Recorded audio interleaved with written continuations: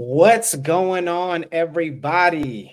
FYB presents Wise Word Wednesdays, a quick live stream to help you get closer to accomplishing your dreams. Look, if you have been tuning in to these Wise Word Wednesdays, you know that we are on episode 3 of these Wise Word Wednesday podcast like episodes. And so I do want to thank you for joining, whether you're listening on StreamYard, whether you're listening on Spotify, whether you're listening on Apple Podcast, whether you're watching on our Facebook Live, YouTube Live, Twitter Live, because we are live right now. I just want to start off by saying thank you so much for taking the time out of your day to listen to the things that I have to say and the things that my guests have had to say. But I would also like to ask you if you could do me a little bit of a favor and hit that like and hit that subscribe button. I get that it doesn't really mean that much to you, but it means the world to myself and to my guests because they're here to provide you with a host of information that can potentially help you as you go through your journey. And so we do have another amazing guest with us today.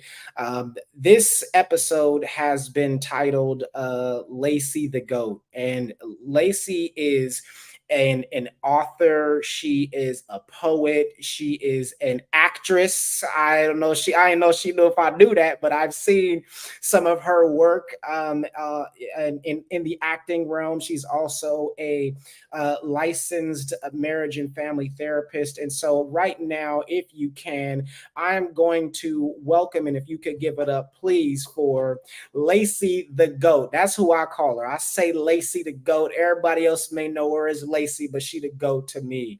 What's going on, Queen? This man. What's good? So just so the Board of Behavioral Sciences don't come for me, okay? I ain't licensed yet, but we will be in Jesus' name. Will be. Okay? You're right. My bad. Will be. Will be. I apologize. She's in the process. We working on it. So We close. We don't want to get there. anybody in trouble. You know what I'm saying? Nobody in trouble. But Amen. How is life treating you in thus far? Man, life is beautiful. I am so grateful. I'm so appreciative for where I am. Just the fact that this is the third episode. This is the third podcast I've been on this year. It's just beautiful. I feel like I'm in a place where all the things that I prayed for, that I complained about, that I was waiting for, they're just slowly creeping into my life. And I just am appreciative, because it's been a journey, and No doubt. I know, we talk and we go in depth whenever we do get a chance to talk. We be talking for a while. I feel like we be having to force ourselves off the phone, you know what I'm saying, so we can finish taking care of business. But I do want to just acknowledge that I'm just super proud of you and what you've been able to do and what you've been able to accomplish over the years. I mean, it's life is hard, life is challenging, and going through life and school and so much and working full time. And then the one thing that I love about what you do is that you still pour into your passion, right? You still pour into your art and your poetry. And so if you don't mind, I just kind of want to get started with going into that. What made you start going into poetry or writing poetry? Where did that come from? So, in the interest of not being too morbid, I started writing poetry when I was 12, and it was my outlet. It was my resource. It was the way that I was able to communicate. Growing up in a Christian household with a lot of siblings, my parents were very focused on other things in ways that I felt like I was very neglected in many ways. They were very focused on church business, focused on my other siblings, just trying to stay above water, trying to provide financially. And so emotionally, I've never really had a place to go, and I've always been very sensitive and very emotional. So the way that I could express that was through writing. And so I would write. There would be nights where I couldn't sleep. I would get up in the middle of the morning and I would go to the bathroom and sit on the toilet and just write and just write and write and just get everything out so it didn't just like stay in. Because I used to be the kind of person where I would just hold everything in, and then I would just like go off, and it'd be like, what? Like, Mm, what happened? Like, what? Why is she acting like this? Or my mom would right. be like, what's wrong with her? People at church in the community, my family, like, what's going on with Lacey? Like, but they little do they know that I'm holding on to so much, and like I finally have just had enough, and you're just seeing the overflow of the volcano finally erupting. Like, like you're just Wow. seeing the aftermath of months and months and months of buildup. So once I found art, once I found writing, not only was like, oh, I'm actually kind of good at this, like, but also it was a way that I could express myself and just share how I felt. Mm, mm. So when you talk about like that process, right, of going from blowing up on people randomly, right, or like going off on people, how did it feel when you first got a chance to write that out, and how did that shift your behavior with others, or the way that you connected with others moving forward? I don't even know if I recognized it then. Like, this is more so Mm, thinking as an adult in hindsight and reflecting on it. Like, I don't know if I knew in that moment, like, I'm writing to save my life right now. I'm writing so I mm, don't go crazy. I'm writing for my own mental health. I didn't have that language. It was just someone gave me, and I will be forever grateful to this woman. Like, my Sunday school teacher, she is a writer. She's a poet. She has multiple books. And she would give me a prompt in like a certain poetry style on Sunday. And the next Sunday, she would expect me to bring my poem to Sunday school. And that's how I started to write. And so that saved my life. And then I started to write outside of the prompts. Like, I would just write whatever came to me, and I would just let it flow, let it come out. So yeah, I don't think then I knew like this is giving me communication skills, just teaching me how to express myself. Like, now I know that that was like the seed that was planted, and there's a lot of other work that I've done, of course, to become who I am right now, but it's definitely a reflective point rather than like I knew in the moment. I definitely didn't know in the moment that's what was going on. I don't think. no, I love that. I love that because I had kind of like a similar experience, just in regards to love for writing in general, right? Like I remember having this teacher, this English teacher when I was in high school, named Mr. Haley, and every day when we came in, he would always.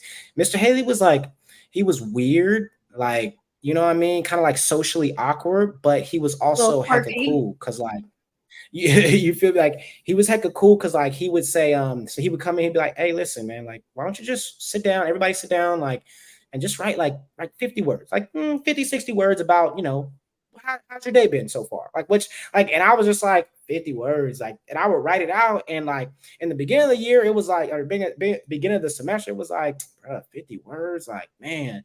But by like a couple weeks in, I'm like, dang, 50 words ain't enough. Like, I got so much to say, right? And I think that little Right. things like that can change what a child's perspective is on Mm-hmm. writing, right? And Mm-hmm. having that ability to fall in love with what you're saying, or fall in love with the idea of putting your thoughts down on paper. It really Mm-hmm. changed or shifted the way that I kind of processed writing as a whole, right? Like, I used to think of it as a chore, but Absolutely. saw it as a way for me to kind of let out some of the things, some of them good, some of them bad. But he just appreciated the fact that we were taking time out to write. So I love that about that person that encouraged you and that mentored you in that sense, and then you kind of took it and expanded on it later on. So Mm-hmm. that's beautiful. I do like Absolutely. that. You are very open about your spirituality, right, throughout your social Mm-hmm. media. And there's Mm-hmm. a lot of what God has done for you and with you, throughout your online presence. And obviously that is a just a glimpse of what life really is like for you beyond the online. So can you talk a little Mm-hmm. bit about your relationship with God, and how that has like shifted or altered maybe some of the goals that you had previous to having that Mm-hmm. in-depth relationship with him? I know that you talked about, the church and things like that growing up, but when you really had that close connection, like what did that do for you in regards to your goals and even to your art? Mm-hmm. And I love that you mentioned before I answer the question the difference between like having a knowledge of God, having a knowledge of God from other people's perspective or from church or like wherever you grow up, like whoever God is to you is one thing versus having the experience of God and really knowing like what that means for you and who that is for like your like intimately. And I would say that I have the most intimate, personal, one-to-one, relationship with God, and it's so beautiful. And it really has shaped what I even see as like my identity, what I see Mm. as success, what I see as achievement, like what in every kind of way. Because I used to be so stressed out about like I have these goals for my life. There's these things I want to achieve. I have this plan, right? And when it wouldn't work the way I wanted it to work, I would get so upset, like so frustrated, so angry. Like I need to work harder. I need to grind, grind culture. I need to make sure I'm not sleeping. Like I don't deserve to eat because I didn't work hard enough today. This crazy psycho thinking. Right, And I right. feel like when I surrender my life back to God, in a way that I hadn't before, and really had my own individual encounter with Jesus, then it was like, okay, this is what they were talking about, but now I can experience for myself, and I don't feel so much anxiety. I don't feel that Mm, pressure. It's just like I didn't ask to be on the podcast today. You just called me. right. I was sitting at lunch one day with some people I had just met and was like, yeah, it would be cool to do a poetry workshop. I went home the next day and someone asked me to do a poetry workshop in my email. They found me on Instagram and they paid me to do it. Wow. I didn't ask for that. And like it's just by surrendering and be like, you know what, God, you're smarter than me. You see more than I see. You know more than I know. What I'm doing is clearly not working because I'm stressed out and I still feel like I'm running on this hamster wheel. So I'm just going to surrender it over to you and believe that if I'm walking in what you have for me to walk and I'm serving how you want me to serve and doing what you want me to do, that you will take care of the rest. I'm not going to sit back idle and do nothing because that's foolish. But I'm also not going to stress myself out and feel like I have to do everything at once. I love that. I love that. And tell me how does that feel for you? Because it's a scary feeling, right? When you're saying like Mm-hmm. Jesus take the wheel, right? Like it can be a Mm-hmm. scary feeling because obviously you don't become as successful as you've been in life without planning like details, right? Like without planning, like I'm gonna go here for school, I'm gonna study this, I'm gonna go back to school and do that. Like I'm gonna, you know what I mean? Like I mentioned earlier, you being, an actress, and I'm going to play in this role and do that. Like you don't do those kind of things without like planning. And so to go from this, I go step by step by step, right? Like to go from that to then saying like, all right, God, wherever you want, and it working, right? Like, oh, I Mm-hmm. would love to do, like a workshop, and then all of a sudden, boom, like a workshop opportunity came. And so Mm-hmm. what is that like for you internally? Like how is like is it a struggle? Is it yeah, what is that like for you? So I'm going to be extra because you know who I am. This is Right. how it is for me.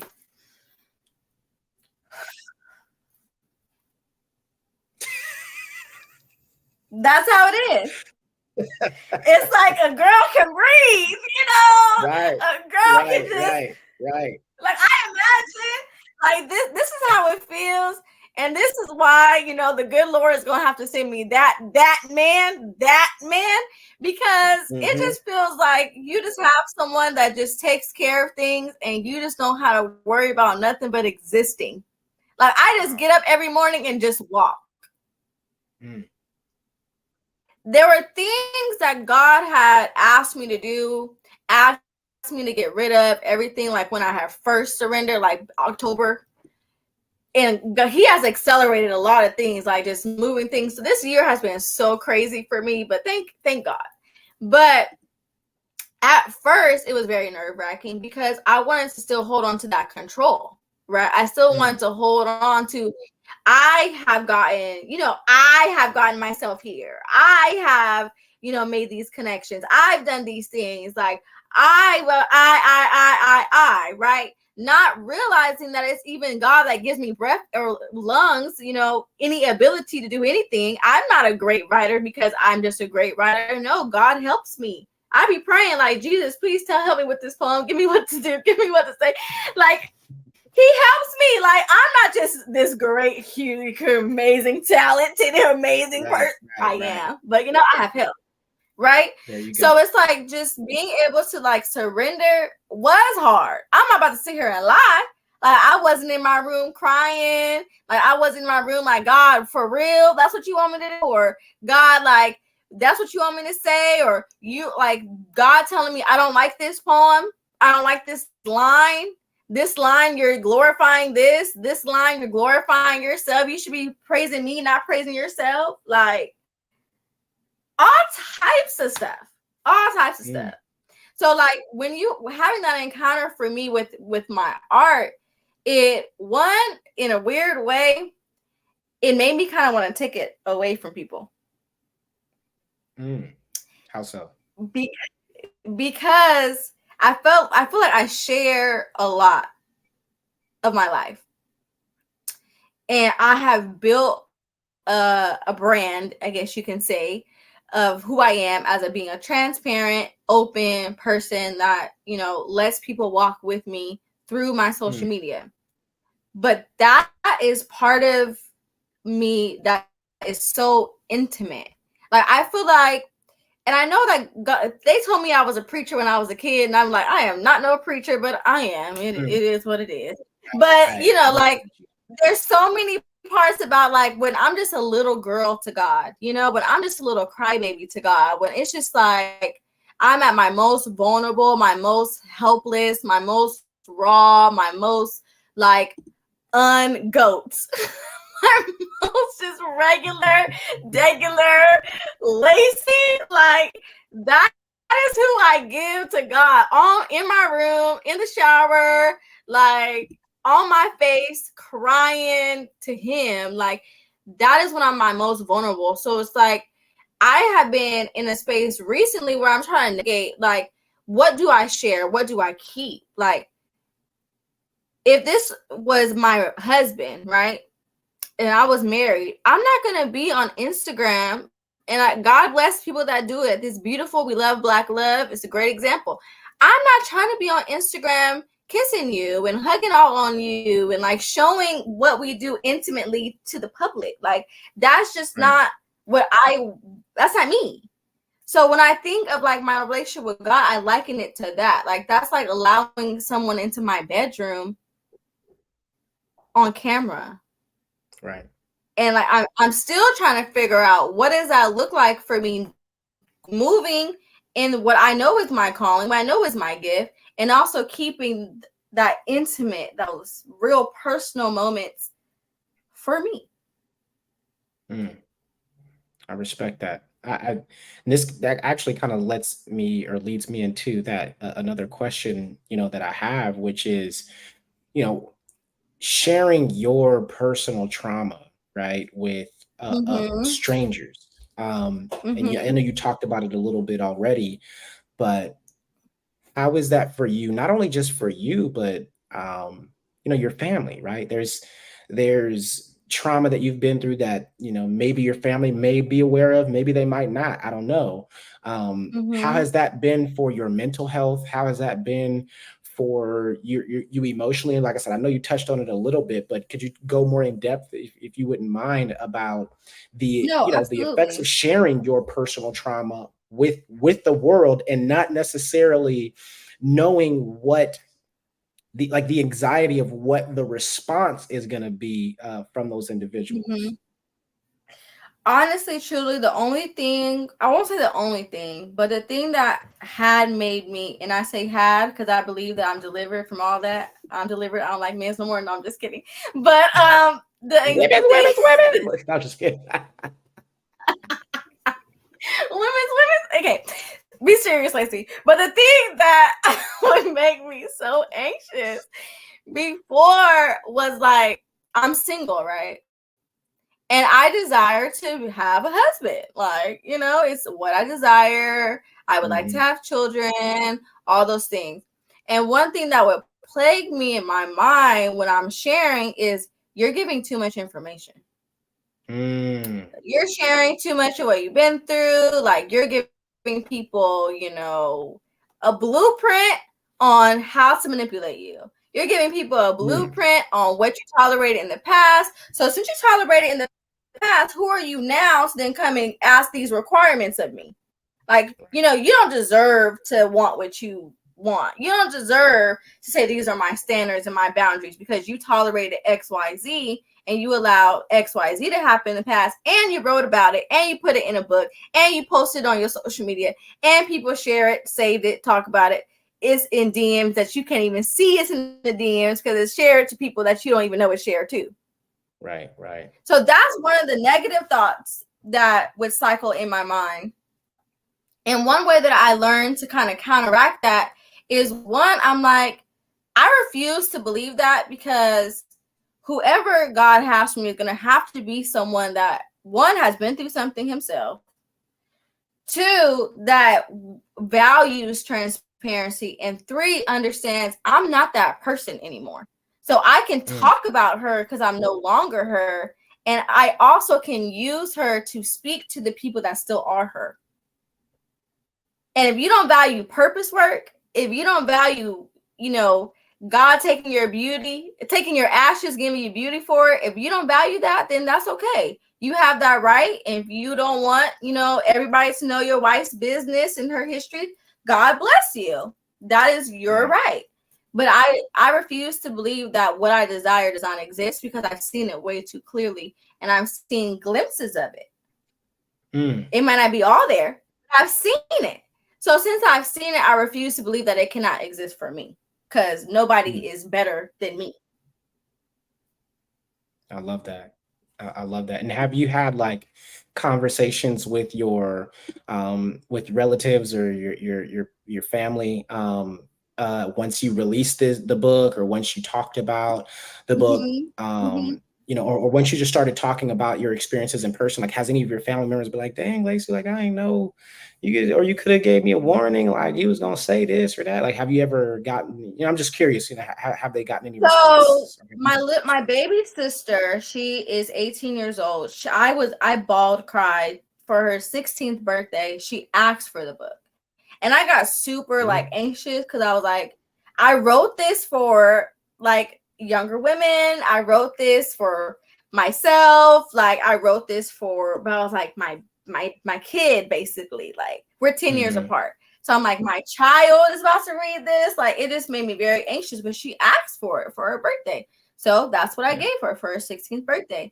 And she read it and she said, reading your story, I just want to say I thank you because you took so much. Ooh, I'm gonna get emotional. You took so much so that I didn't have to. You tolerated things so that I didn't have to. She's like, and I just want you to know that I honor you and I appreciate you. And she said to me, I just hope that everything that you desire, you get it because you deserve the world. And I just appreciate you so much. So when she told me that, honestly, nobody else's opinion matters to me. Like, I don't. My book is called Father, Do You Love Me? Which is a double entendre for God and my earthly father. And my dad will not read the book. He's been very, I don't want to read it. I don't look at it. But he said, it says a lot about who you are as a person and your character, that you would take your pain. And he actually wrote a letter. And when I mail my book out, I put that letter on the outside of the book so people can read it. But Wow. part of it, he says that she would take your pain, a pain that you attribute a lot to me, and share it with the world in order to help others and grow others. Says everything about your character, about your love, and about your service. And I just pray that whoever will be blessed by it, and I believe that they will be blessed by it. I think that's beautiful. That your father is willing to regard, although he's not willing to read it himself, at least he understands your purpose. And I think Mm-hmm. that's to me is something that's interesting, because sometimes people believe that, because this is my purpose, that means that everybody that's with me has to be a part of that in the way that I want them to, right? But in Mm-hmm. reality, everybody is called to do different things and everybody has different strengths. And sometimes I think kudos to your pops for understanding, like, hey, listen, I'm not ready to read that, but I still support you in what your purpose and what your calling is. And so do you, sweetheart, but at the same time, this portion of it isn't for me. He may be like, look, I can help you ship it out, like I can help you create some labels, you know what I'm saying? But just reading it, it's not for me. It's for Mm-hmm. other people. So shout out And to he your pops literally, for being like, able to do that. my dad, he's just a driver. So I learned a lot about my dad through his sermons. My dad's a youth pastor, and he likes to not tell us stuff. And then he'll say in a sermon, I'm like, oh, that's how you feel about me? Like, he won't tell you directly. He'll say it in the sermon. So he'll be in the sermon, like, and my mom will call me like, your dad said at church today that you were his conscience. I'm like, Mm, yeah, your mm. dad said that, he gauges on whether or not he's doing right or wrong based on what you tell him. And Wow. I'm like, me?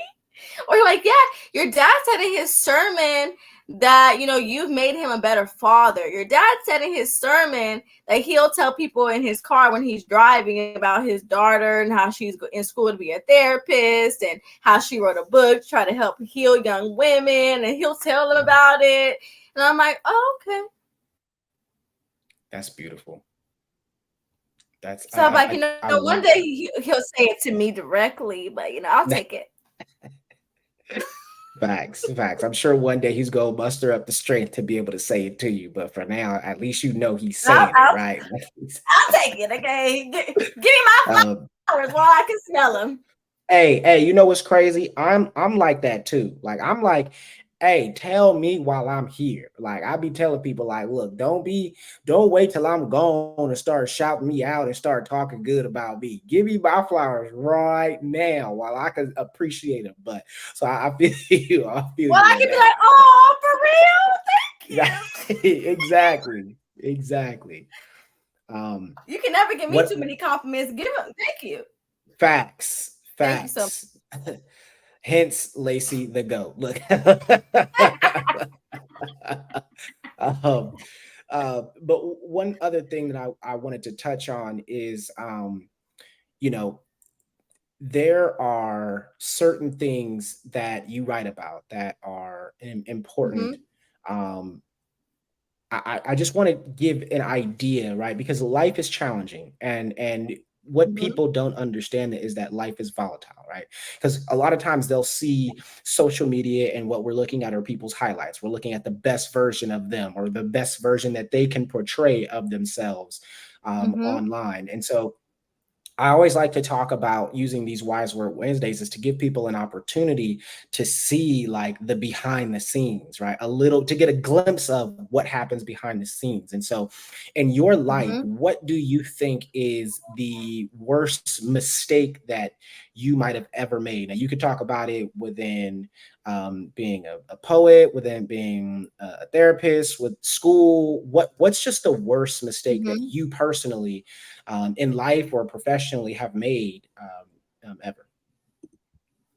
It's really hard to quantify because I feel like, girl, that girl was a fool. She was making a lot. She was doing some stupid stuff. She was But wilding. She was wilding. but the grace, okay, grace and mercy follow me all the days of Right. my life. But I would say in regard to, see, I can't even say this is a mistake, but I was in a multi-level marketing company. Okay. And I knew that it was running its course, but because I was so attached to the approval of people both inside and outside of the organization, it was very hard for me to walk away. Very hard for me to leave, very hard for me to get out of that situation, because I'm like, if I leave, the people inside are going to say I'm a quitter. If I stay, if I leave, the people inside are going to say I'm a quitter. And if I leave, the people outside are like, see, I told you that wasn't going to work. I told you they were scamming you, blah, blah, blah, things. So both of like the ideas of what other people would think, which are really irrelevant, kept me in that situation far longer than I should have stayed in that situation. And I ended up for about 6 in my car. My parents didn't know. My brother knew, but it was like he lives in Hayward. So like there would be days where either I'm going to drive from San Jose to Hayward, or I'm just going to sleep in my car. I would shower in Planet Fitness. Like people are like, ooh, Lacey, your booty getting big. Yeah, because I'm on the stair stepper every day because I got to at least do a little bit of workout so I don't feel like such a weirdo because I came here to shower. Right. You know, and nobody sees that. Like nobody, like this is the first time I even have said that publicly. And then I finally get someone contacts me that was a relative of the pastor that I grew up with. And he saw a post that I put on Facebook, and he was like, I want to know more about this. Ends up getting a policy that was a pretty significant policy that paid me 5 figures. And it took a long time. What people don't understand about like insurance contracts, especially when it's a big contract, it takes a long time to cover, because they're checking their bank statements, they're checking their collateral, they're checking if like they actually need that much insurance. Like, why do you need that much? Like verifying all the bank statements, the business information, like verifying everything. So it took like 3-4 months from the date that we closed it and signed the paperwork to when I got paid for it. And when I got paid for it, I was like, I didn't care. And that was the most money I had ever seen in my bank account. Like, yes, I for sure, after being homeless, first of all, you know, living in my car with my brother, etc. But after feeling homeless, not having a place of my own consistent for 6 months, and I get $20,000. Oh, I'm out to eat. I'm traveling. You know, I threw the infamous birthday party. I spent way too much money on that birthday party, but I had a blast, and I was like, I deserve. But the most important thing I did with that money is I paid for my publishing contract for my book. And if it was not for that money, if it was not for that season, even though, again, I stayed because of fear of people's opinions, which you should never do, but God still used that to give me the seed money to be able to walk in my real purpose and do what I actually was supposed to have been doing, because I was told at 12 years old that I was going to be speaking in front of thousands of people, that I was going to be a minister, that I was going to evangelize, all these things. And I was like, no, I'm not, because y'all church people is crazy. But I don't know about all of that. Like, I'm about to go live my life. I'm about to be in these streets. Okay, I don't know about that. But when I really surrendered, yes, I would say even the biggest mistakes in my life, even the things that I'm like, oh, that was a dumb decision, or oh, that was so stupid. I'll be in a therapy session and one of my clients will say something and I'll be like, I know exactly how you feel right now. Not because I read it in a book, not because I studied it, not because I've been, doing this, because I lived what you lived. I know exactly how you feel right now. There have been times where I have cried over a man on Thursday, and then I go to my therapy session on Friday, and my client is talking about the very thing I just cried about the day before. So is it really a mistake if it can be used to help another person? I don't know. I love that. I love that. I typically talk about there's no such thing as a loss. I say it's a lesson, right? Like it, and I've said some of this on my weekly Wise Word Wednesdays. Um, and I believe that it's only a loss if you don't learn something, right? It's only a mistake if you Absolutely. haven't grown. It's only a mistake if you are a repeat offender, right? Then it's like, hey, this is a mistake. Like you're not growing, you're not developing, you're not processing the lesson that needs to be learned in this area. But other than that, like if you know you turned around immediately, like there's this time where I was a kid, right? And I remember my brother was like, we had this basket that we saw. It was like a grocery basket that we was walking on the street, walking home. Mm-hmm. I'm in Richmond, and my brother was like chasing me down, right, with the basket. And I remember I was telling my older brother, like, no, my brother was like, turn around. You got to turn around. There's a pole right there. I was like, nah, you trying to hit me with the basket. I know what you gonna do. He's like, no, no, no, turn around. There's a pole. And immediately when I turned around, I smacked right into the pole, right? Like I smacked into it. But the lesson there was, hey, listen, you can't be so scared about what's behind you, because if you keep looking behind you, you're going to crash into something that's in front of you that was meant for you to easily step to the side, right? If you turned around, you can see it from far away.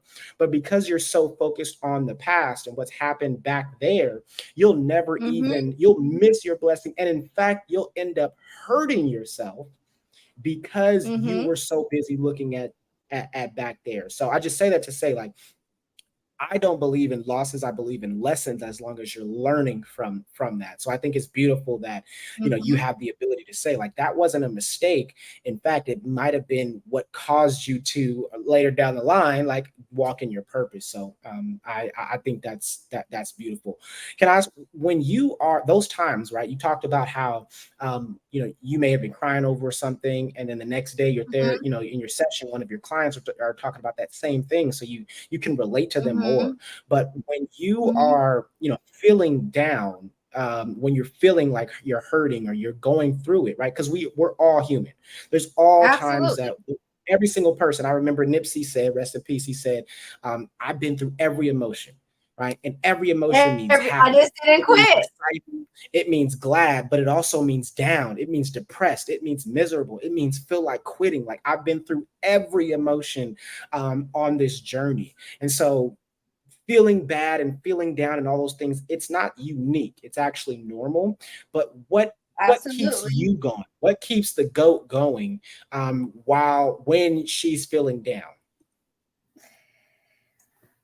Honestly, I believe so much in tomorrow, and Mm, not in an anxious way.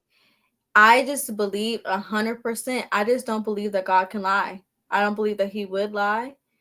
And I believe that everything that He says to me when I'm reading my word, when I'm reading my Bible, that it is true.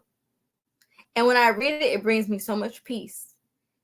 And I can wow. look at it and I can say, okay, you're not going to leave me. There's a million examples of people in the Bible that are doubtful, that are worried, that are depressed, that want to do things to themselves to end their life. Now, there's so many examples, and I read it and I'm like, wow, that's me right now, or that's me right now, and I can relate it to my own life. And I'm like, Mm, okay, so if He saw them through, He can see me through. I think about my grandparents. I think about so many other people. I'm like, if He saw them through, He don't have no respect of person, so He gonna see me through. wow. In a natural sense, what keeps me going is I don't discount my feelings anymore.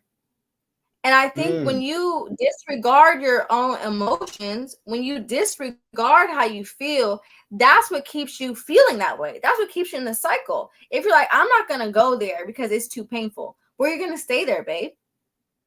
mm, You don't want to talk about the trauma because it hurts too much. You're going to keep acting and living your life as if you're still in that trauma, as if you're still in that situation because you refuse to address it.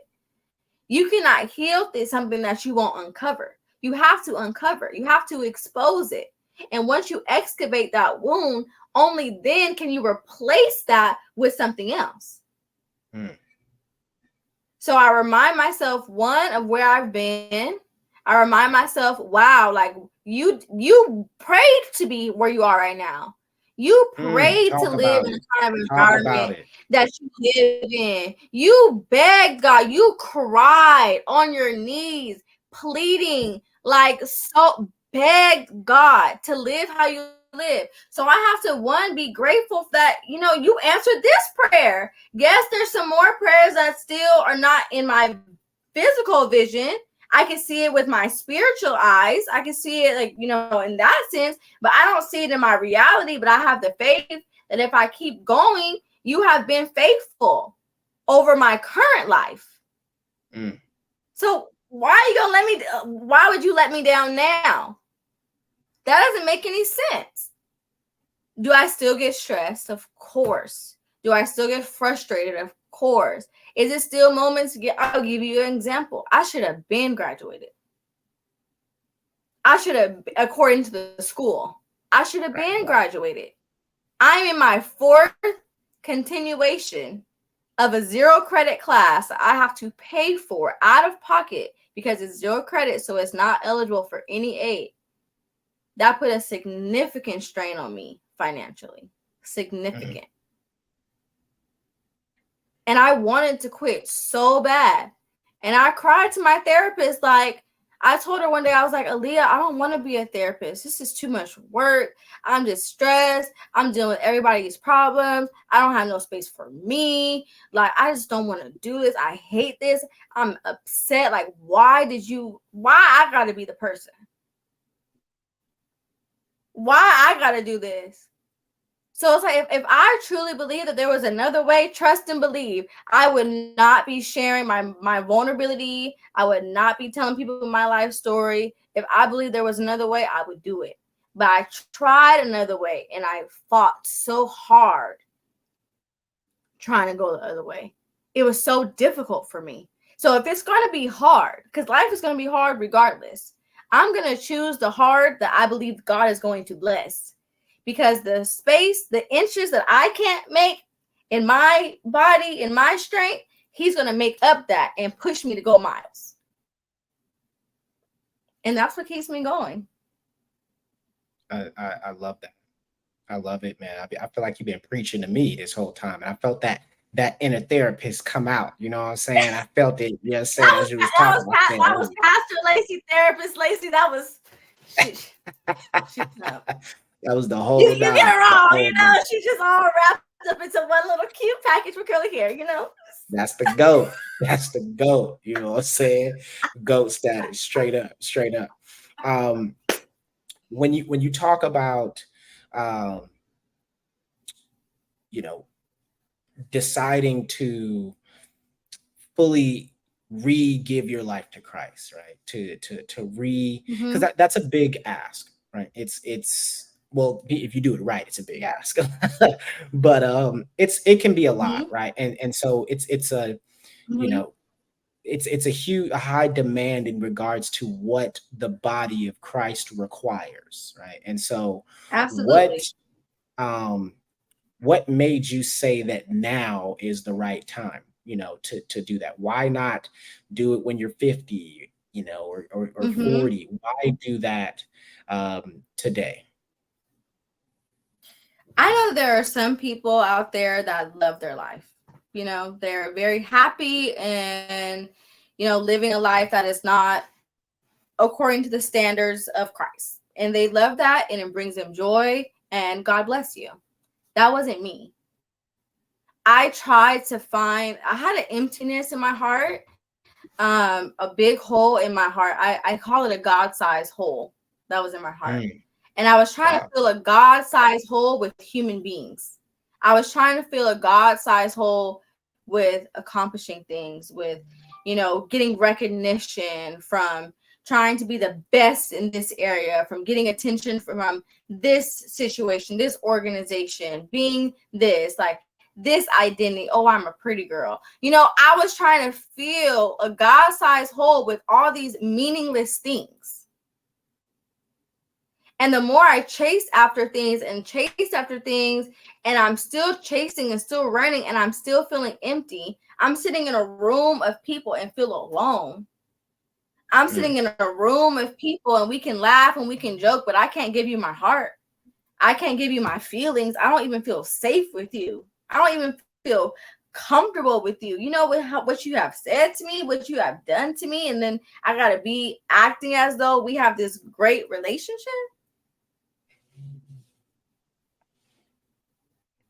Or I'm going and I'm, trying to convince people why I'm worthy of love. I'm trying to love people out of their pain. I'm trying to show people like I'm good enough for you not to be a horrible person. Wow. And I kept doing that, and I kept doing that, and kept falling on my face. And there just came a night, and this is like a year or so. It's like a process. That's another thing, is people like, I know I'm much more open with my faith and like on social media, but like it has been a very long process of like God just stripping and stripping and stripping and stripping and stripping things. And I remember there was one night in about 2021, and I went in my backyard and I was like, God, and I was just honest. I was like, I am broken. I'm like, my heart hurts. I'm in pain. Like, I don't love myself. I don't value myself. I am trying to do all these things. And I was taught and I was told that you would take care of me. And I don't feel like you take care of me. And I don't feel like you're here with me. And I don't feel like you care. But I know that what I'm doing is not working. And I know what I'm doing is not going to get me what I desire out of life. So I need you to help me. And if you are everything that they told me that you were when I was growing up as a kid, and if this Bible that I be reading that I don't feel is true, that maybe it applies to other people, but this is not applying to Lacey because you don't feel this way about me. If this is really true, I need you to show me that it's really true. And little by little, it's like he just continues to reveal new things to me and new layers to me and new, like, when you were going through this is how I felt. I was here. I saw this. This is what I was experiencing. I just wanted you to come to me humble and not with your ego, not with your pride, not with your mask on, and just give me your heart and really tell me what you're going. I always wanted you. And then he started to renew something that I had as a kid that I was told wasn't real, which was my dreams. And he started to speak to me again through my dreams and show me things in my dreams. And the dream that I think really broke my heart, but in like the most beautiful way, like broke it and then put it back together and like just took all the scars and all the stones off, was New Year's Eve this year. I had a dream. I was in a bar. I was like so confused. I was in a bar with my friend, and we're like drinking, but we never drank anything or ate anything because that's a whole tangent. But it was just on the table, and like this man came into the restaurant and he just kept sending me flowers, and he kept sending me flowers, and he kept sending like more stuff to the table and more to the table, and then he like disappears. And he goes into this room with these men in the back room and disappears. We don't see him for a while. And while he's gone, someone comes out in the bar and starts preaching. And then after the preacher is done, the preacher leaves, and then this man comes back, and everybody is whispering, like, why does he want her? Why does he want her? Why her? Like, why would he want to, like, and this was a fine man. Like, why is he choosing her? Why is he choosing her? Da, da, da, da. And like I woke up and I was like, is this about a relationship? You know? But then I prayed about it, and God was like, that's how I've always been with you. I've always been sending you stuff. I've always been pursuing you. I've always been after you. Even when you thought I was gone, I sent other people to tell you things, to touch you, to be with you, to comfort you. And people are still asking, like, why her? Why her? Why not me? Why not? Right. And when God showed me, like, I wanted you all the time, and really I felt like his love for me and his pursuit of me, where else am I going to go? Nothing compares to that. Right. When you have a real encounter, nothing compares to that. When you really feel the Holy Spirit like resting with you in your presence, and they're like, I'm here with you, I love you, I got your back, I support you, I wipe all your tears. Like, where else am I gonna go? There's nothing for me outside of that. So whatever I have to sacrifice, whatever I have to give up in order to have that, I'm good. No doubt. No doubt. Um, with like, first off, what made you write the book? Let's get there. What, because obviously I know you talked about the finances and things like that that you did, but what gave you just Mhm. the idea in general Even started to look? Yeah. my gangsta grandma Mm. before Shout out to before she Gma. passed away. Shout out to Gma. Before she passed, 2017, she told me, she's like, I know you write and I know you don't like to share it. I know it's like personal to you. She's like, but you have a story and it's worth people hearing it. Mm. And you're doing a disservice to people by keeping it to yourself. Stop caring what people think about you. Stop caring about their opinions. No matter what you do, people will always say something and always have an opinion. But you have to do Facts. what you have to do what you have to do. And that is what started me in the process of just collecting all my journals together, typing it up.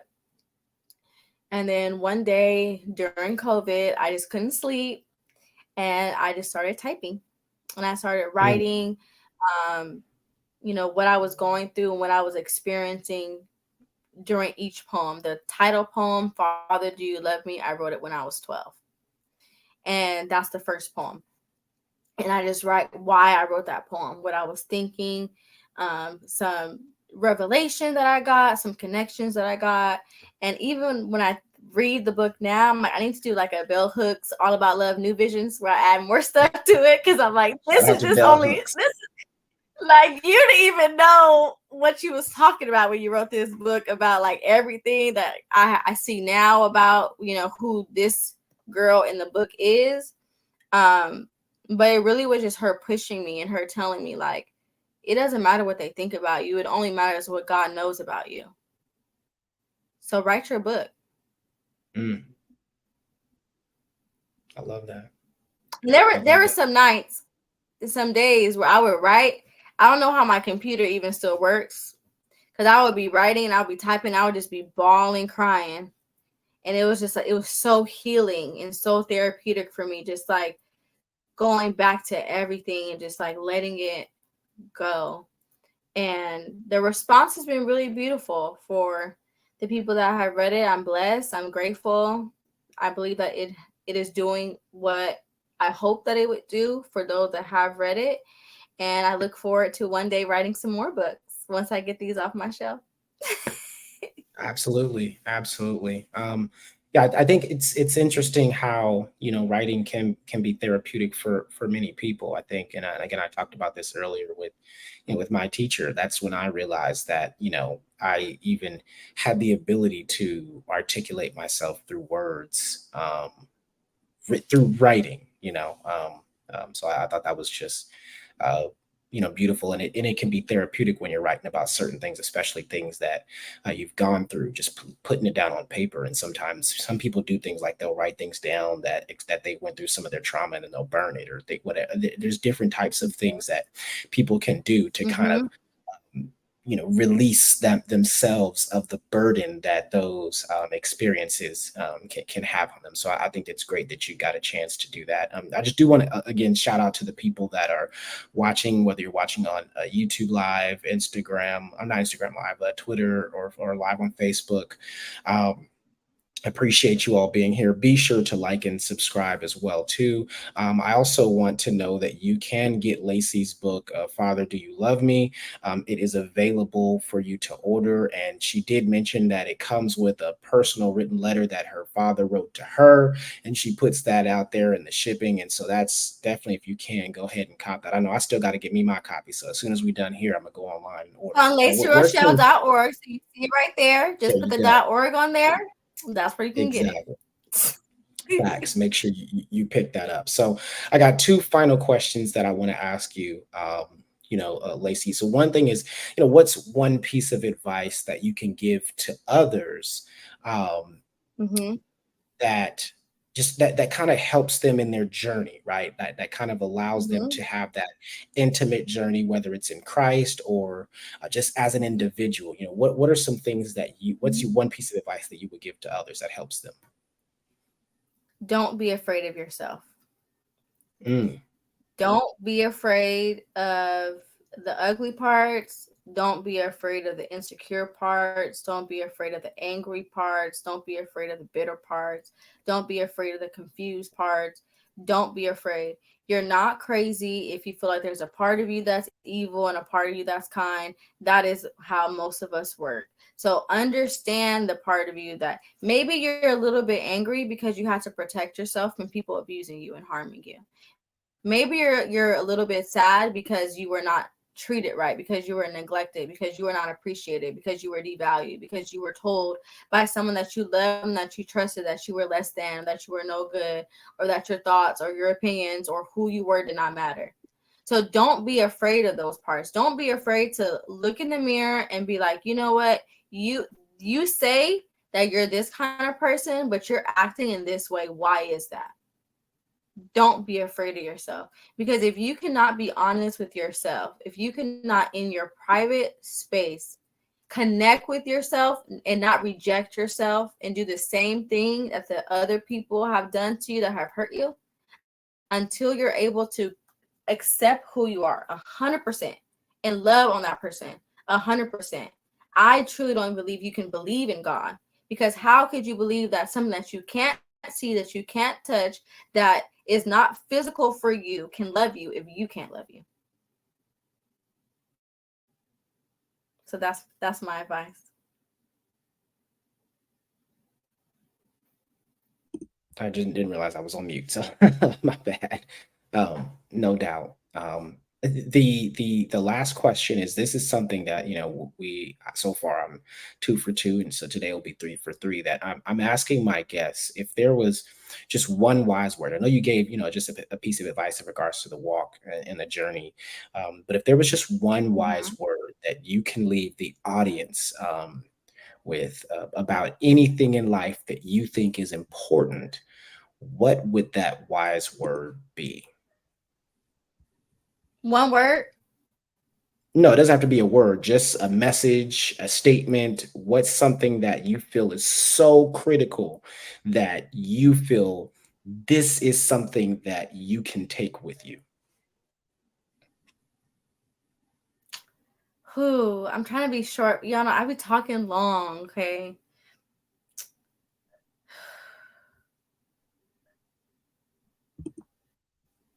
Do not It ain't got to be like one be word, 2 words. It's whatever you feel is necessary, however many words it mhm, takes. mhm. Do not be weary in your present moment, regardless of what it looks like, regardless of what it feels like, regardless of any report you have received from any other people. If there is something that is in your heart and that you believe is something that you're supposed to go after and that you're supposed to accomplish, it's there for a reason. It's there for a reason. So if you are a believer, I encourage you to take that thing to God, ask God to help you, to lead you, to guide you in that area. If you are not a believer, I ask you to look for mentors, look at Instagram accounts, look at people that are doing what you would like to do. Look at what they're doing, their content strategies, their systems, what like the kind of routines they have, whatever it is. Get people around you that are living the life that you want to live. get people around you, social media, physically, that you can learn from, that you can grow from, and that speak into your dreams. And do an audit. If there's people around you that are consistently being negative about what you want to do, or reinforcing those negative thoughts that you have in your private time that maybe you don't share, just do an audit of those people and really ask yourself, are these relationships worth the goals and the dreams that I have? Because if you don't get rid of one, the other one will never come. Mm, well said. Well said. Um, Lacey, I genuinely appreciate you. Like I said, you and I said this in I the genuinely beginning. appreciate you. It's love. Um, it's love. You and I've talked quite a bit. We've known each other for quite some time, and I think that it's just, seeing the change that has happened in your life, and seeing like the amount of love that resonates within you, from you. I just think that's just beautiful, man, and continue to walk in your journey. I appreciate you for gracing the Wise Word Wednesday podcast with your presence. I know that you got a lot of stuff going on, as I mentioned earlier, with you being, an author, and now doing workshops, poetry workshops. You know what I'm saying? And an actress, and therapy, and I mean, being a therapist and doing your own therapy. I mean, it's life can be rough, and so I genuinely appreciate you taking the time to meet with me. And it wasn't like this was like months in advance plan. Like I was like, hey, I hit you up like a few days ago, like, hey, you trying to be on a podcast? I'd love to have you on. You was like, for sure. You know what I mean? And to me, that means the world to me, and I definitely take it seriously. And so I'm super thankful for you, for joining us today, just being who you are. And again, that's why I call you the GOAT, because of the things that you're doing is just amazing. You know what I'm saying? Like the energy that you have, and just I feel like genuinely what you're gonna do. Simba, I need you to chill. Sorry, my dog start acting up. The things that you're gonna do is gonna be